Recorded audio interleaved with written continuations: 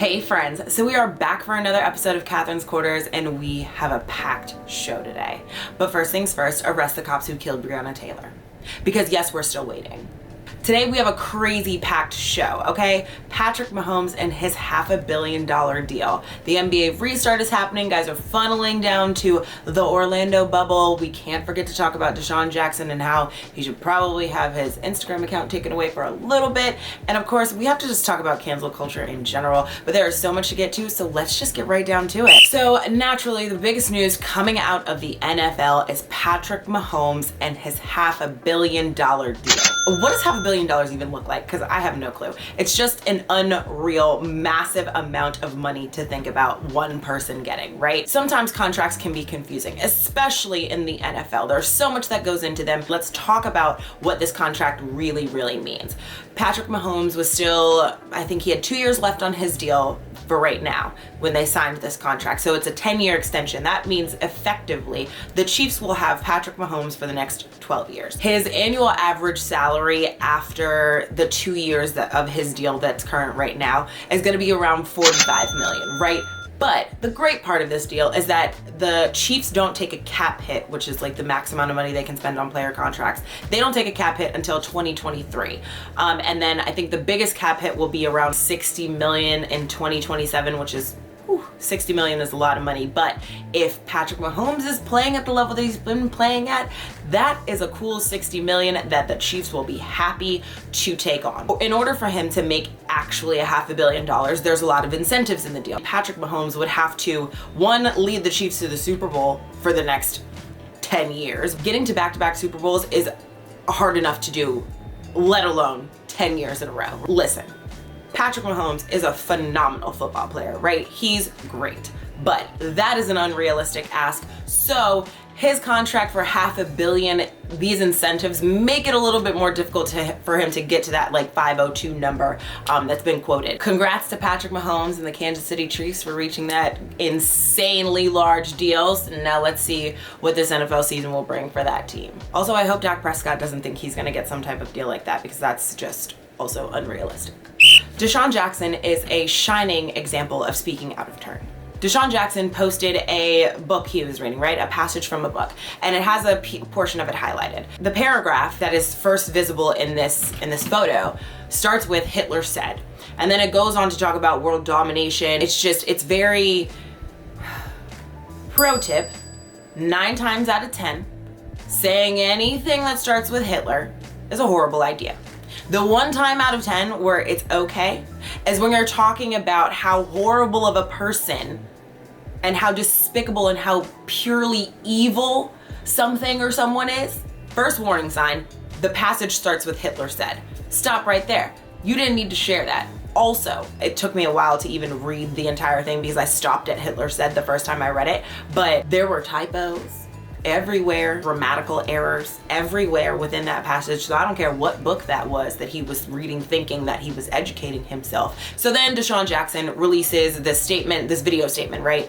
And he apologizes, kinda, sorta, and then says that he didn't have any ill will. Okay, like we saw that coming. And then Desean Jackson, he gets on Instagram and releases a video because he is so upset about the Eagles statement that they released, which I'll get to. But he goes on to like pat Desean Jackson on the back essentially. And it's like, nah, bruh, he was wrong. Did you see what he posted? Did you read what he posted? Did you see what his apology was? Now, the statement that the Eagles came out with was an acceptable statement for what happened, but because it's the Eagles, it kind of falls on deaf ears. Not too long ago, Riley Cooper, who used to play for the Eagles, was caught on video camera saying the N-word with a hard ER at the end, talking about he's gonna whoop everybody's behind. And the Eagles fined him. He got suspended for some minuscule amount of time. Then they proceeded at the end of that season to give him an extension. The statement that they put out about Desean Jackson is a little more, hard hitting, a little more harsh. You've already set what the punishment should be for this type of comment, for this type of speech. A couple of years ago, you gave Riley Cooper a slap on the wrist and a contract extension.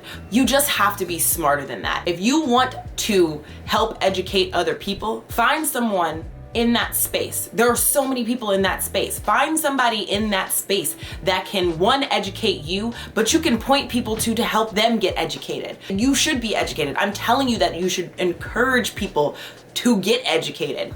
Come on, dude, you have to do better. This will bring me to my next topic. We have to talk about cancel culture. People want to cancel the NFL because the owners are racist or whatever the case may be. Okay, so guess who that actually affects? How much do you think that affects the billionaire owners versus all of the people who work in the arena? You have to be strategic about your cancellation.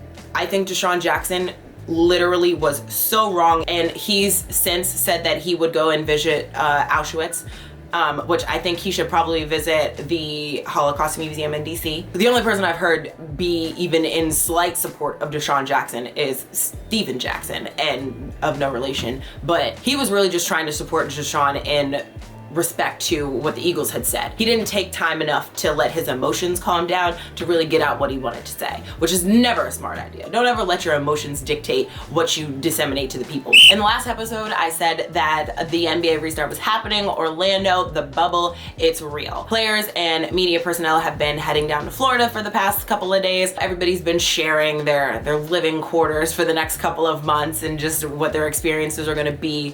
There's even something called the snitch hotline, I believe, where the players are like calling out other players, and there's like a hotline you can call to say, hey, this person's not doing what they're supposed to do, or they're not following the rules, which is, I think, hilarious. Since July 1st, which is we're about 15 days in right now, more than 300 players have been tested for the coronavirus. I believe like 19 have been positive recently. Russell Westbrook, Michael Beasley, and Harrison Barnes, they have all tested positive for the coronavirus. I know Russell Westbrook said that he's gonna quarantine himself, and then he's gonna make the attempt to join his team in Orlando so that he can be a part of the NBA restart. The NBA is building out a plan to allow the players to wear social justice messages on the back of their jerseys. So 29 approved messages came out. For the most part, they're Black Lives Matter, equality, I'm a man, I know is one that one of the players is going to be wearing. A lot of players said that they're not happy with the list. They don't think that it's all encompassing enough. I know LeBron James has decided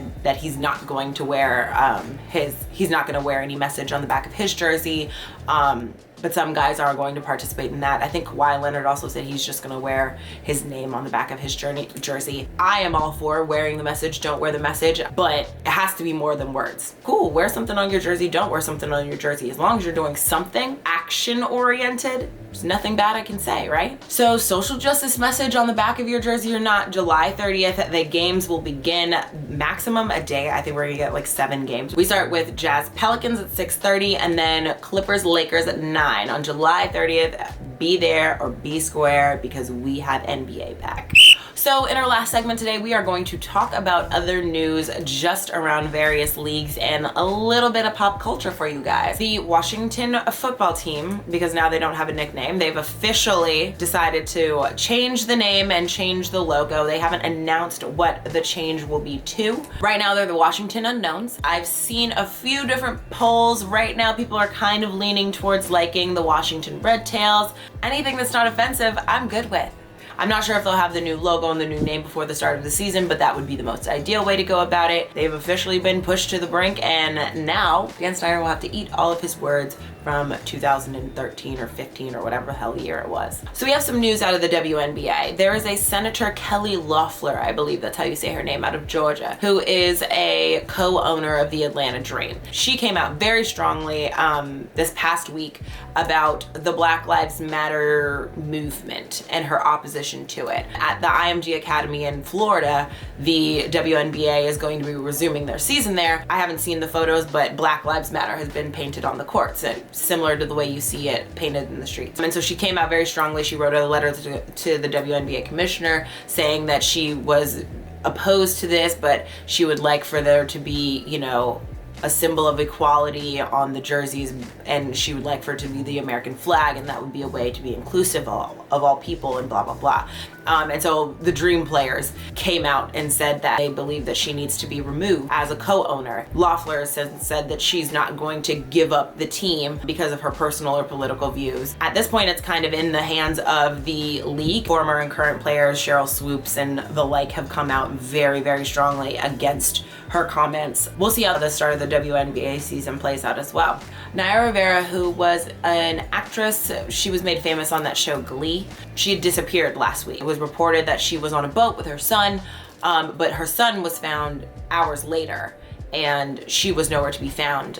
They discovered a body recently at Lake Piru. I believe that's how you say it. It's believed to be her, which is really sad and unfortunate. So she leaves behind her, I want to say 4-year-old son. Super upsetting and really hard to hear. All right, friends, that is it for this episode of Katherine's Quarters. Thank you so much for joining me. If you have not done so already, make sure you hit the subscribe button below. You don't want to miss out on any great content. And of course, you know, NBA is restarting, all of the news coming out of the NFL and how they're going to make that season work, and just everything else that's going on in the world.